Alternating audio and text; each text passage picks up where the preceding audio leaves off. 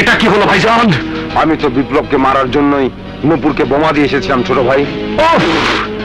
আমি ঝোপ বুঝে কোপ মেরেছিলাম, তা ফসকে গিয়ে যখন বিপ্লবের বোনের ওপর পড়েছে, তখন বিপ্লব শোকার্ত মনে বসে থাকবে না, ক্ষুধার্ত বাঘের মতো আমাদেরকে গিলে খাওয়ার জন্য হন্যে হয়ে খুঁজে বেড়াবে। তাহলে দেরি কেন? শনির দশায় পড়ার আগেই ওর মরার ব্যবস্থা করে ফেলো। পরিস্থিতি না বুঝে আগাম কথা বললে মুখে লাগাম লাগিয়ে দেব। ও এখন তোমার আমার মতো পাতি নেতা নয়। আইন, প্রশাসন, জনগণ এখন ওর পক্ষে।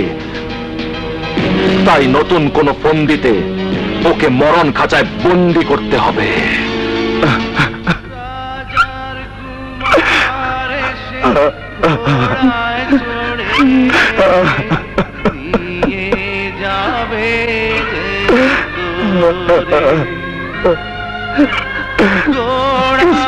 কিসমত চাচা, আমার বিজলি নেই চাচা, আমার বিজলি নেই চাচা। কেমন? কেন এসেছেন ইন্সপেক্টর সাহেব? কেস লিখতে? কিভাবে মরেছে, কে মেরেছে তা তদন্ত করে খুনির হাতে হাত করা পড়ানোর জন্য এই হাত করা নিয়ে এসেছেন? না, হাত করা আপনাকে পড়াতে এসেছি। আমার অপরাধ? একজন স্মাগলার, চরিত্রহীন লম্পট হিসেবে আপনার নামে ওয়ারেন্ট আছে। না, সব মিথ্যে, সব বানোয়াট, সব ষড়যন্ত্র।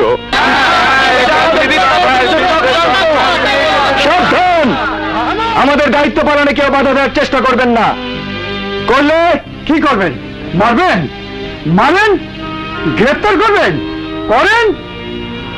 আজ আমরা সব কিছুর জন্য প্রস্তুত। না,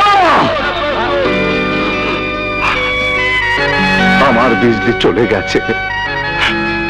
আমি আর কারো এক ফোঁটা রক্ত ঝরুক, আমি তা চাই না। কারণ আমি বুঝতে পেরেছি আমার শত্রুদের ছত্র ছায়া আইন এখন অন্ধ হয়ে দ্বন্দ্বের সৃষ্টি করেছে। তাই আমি আদালতে দাঁড়িয়ে অন্ধ আইনের বন্ধ চোখ খুলে দিয়ে জীবন সংঘর্ষে আমি জিততে চাই। Order, order, order. Your honour, আসামির কাঠগড়ায় দাঁড়ানো গোলাম রাব্বানী বিপ্লব এই সমাজের খুনি, সন্ত্রাসী আর ক্রিমিনালদের বিরুদ্ধে রুখে দাঁড়িয়ে নিজেকে নায়ক রূপে প্রতিষ্ঠিত করেছে, যা ছিল আইন, প্রশাসন আর সাধারণ মানুষের আস্থা অর্জন করে বিশ্বাসঘাতকতা করার কৌশল মাত্র। ইওর অনার, এই সেই আসামি যে সন্ত্রাস দমনের নামে সারা দেশে সন্ত্রাসী কর্মকাণ্ড চালিয়ে আসছে। ড্রাগস, আর্মস থেকে শুরু করে অবৈধ ব্যবসার হাট বাজার বসিয়ে নরকে পরিণত করেছে এই দেশটাকে। শুধু তাই নয়, মানুষরূপী জানোয়ারের হিংস্রতায় কেড়ে নিচ্ছে অসহায় মেয়েদের সতীত্ব। Objection your honour. প্রতিপক্ষ শত্রুদের চক্রান্তের জালে আটকে পড়া একজন ফেরেশতার মতো মানুষের উপর একের পর এক যে কলঙ্কের দাগ দেওয়া হচ্ছে, তা সম্পূর্ণ মিথ্যে, অমানবিক। তাহলে মানবতার দৃষ্টান্ত স্বরূপ প্রমাণ আমি মহামান্য আদালতের কাছে হাজির করার জন্য অনুমতি প্রার্থনা করছি ইওর অনার। অনুমতি দেয়া গেল।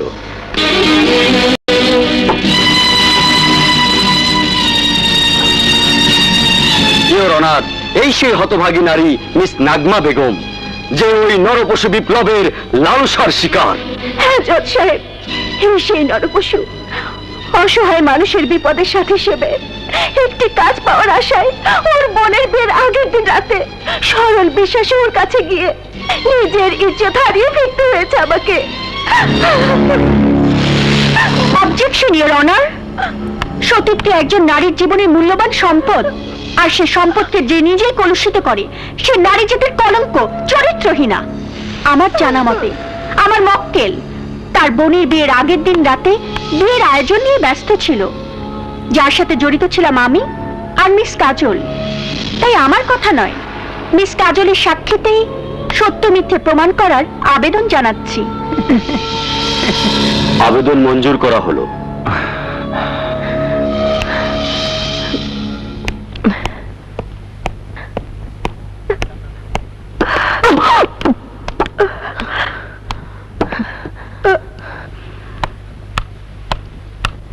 বলুন মিস কাজল, আসামির বিরুদ্ধে আনিত অভিযোগ সম্পর্কে আপনি কি জানেন?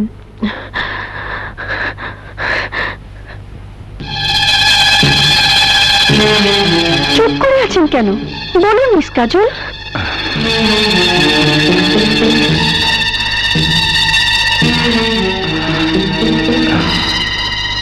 প্লিজ বলুন।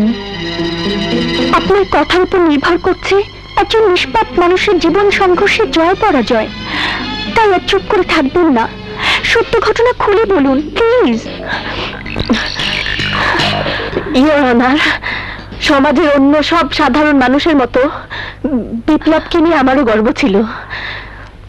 গর্বিত ছিলাম তার ভালোবাসার বন্ধনে নিজেকে জড়িয়ে।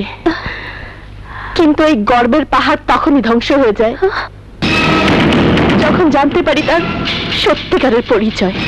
সে গত কয়েকদিন আগে বিদেশ থেকে আসা স্মাগলার ডনকে আমার সাংবাদিকতার শিক্ষা গুরুজির পরিচয় দিয়ে পুলিশের চোখকে ফাঁকি দিয়ে নিয়ে যায়। অবৈধ ব্যবসার স্বার্থে স্বার্থপর প্রেমিক হয়ে বোনের বিয়ের আয়োজনের নামে আমার বাড়িতে অবস্থান নেয়। ড্রাগস আর আর্মস মজুত রেখে নিজের অপকর্ম চালিয়ে যাওয়ার পথ তৈরি করে, যার ফলে ক্রাইম ওয়ার্ল্ডের প্রতিপক্ষদের হাতে নিজের বোনকে স্বামীর হাতে তুলে দেওয়ার বদলে বলি দিতে হয়েছে। মিস কাজল, আপনার মাথা ঠিক আছে তো? না থাকলে আমি এখানে কেন?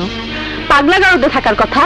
ইওর অনার, এই সেই অমানুষ যে আমার বিশ্বাসের প্রাচীর ভেঙে দিয়ে বোনের বিয়ের আগের দিন রাতে আমারই বাড়ির ছাদে জোরপূর্বক নাগমা বেগমের ইজ্জত কেড়ে নিয়ে আমার ভালোবাসাকে কলঙ্কিত করেছে।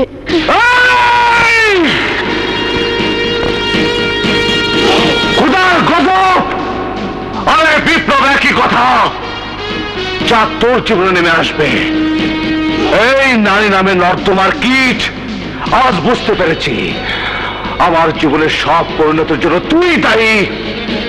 খাঁটি সোনার রং মেখে এই মাটির মানুষগুলোর সাথে আমাকে জড়িয়ে যে রং মাখামাখি তুই করেছিস, তাজা রক্ত হয়ে তা আমার শরীরে লেগে আছে। যাদের জন্য আমার জীবন এক সংঘর্ষে লিপ্ত হয়েছে, তুই তাদেরই হাতিয়ার হয়ে আমার জীবনে আঘাত এনেছিস। কিন্তু পাল্টা আঘাত কাকে বলে তা তুই বুঝবি। আর এখন সময় আছে, সত্যি কথা বল, বল সত্যি কথা। সত্যকে ধামাচাপা দেওয়ার অপচেষ্টায় আদালতে দাঁড়িয়ে আসামি মামলার প্রধান সাক্ষীকে হুমকি দিচ্ছি ইওর অনার। উকিল সাহেব, যাহা বলিব সত্য বলিব, সত্য বই মিথ্যা বলিব না। এই শপথ বাক্য পাঠ করিয়ে মিথ্যের পক্ষে আর কতকাল ছাপাই গাইবেন?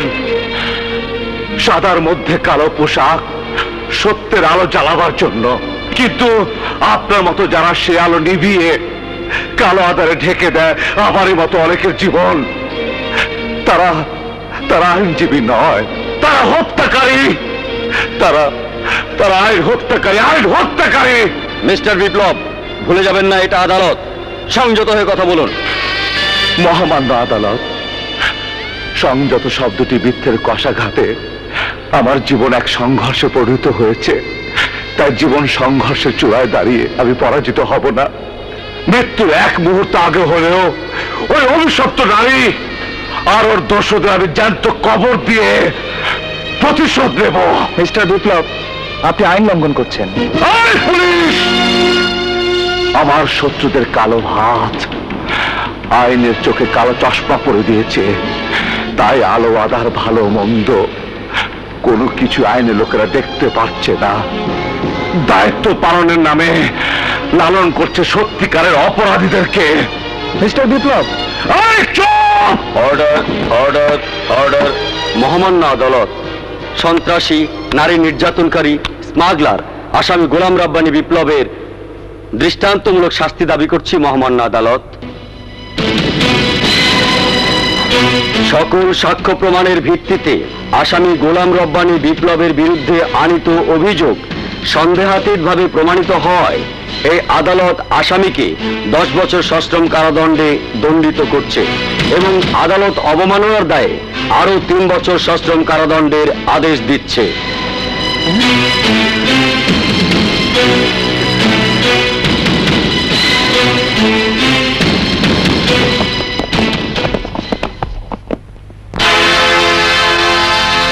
আমি বিনা দোষে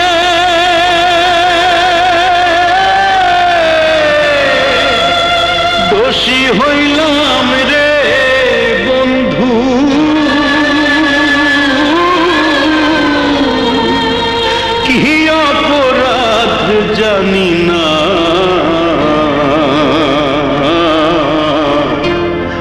তুমি আমার বলে অচেনা, তুমি আমার বলে অচেনা। আমি বিনা দোষে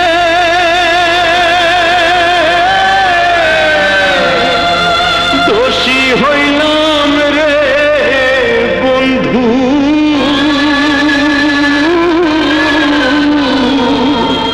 কি অপরাধ জানি না,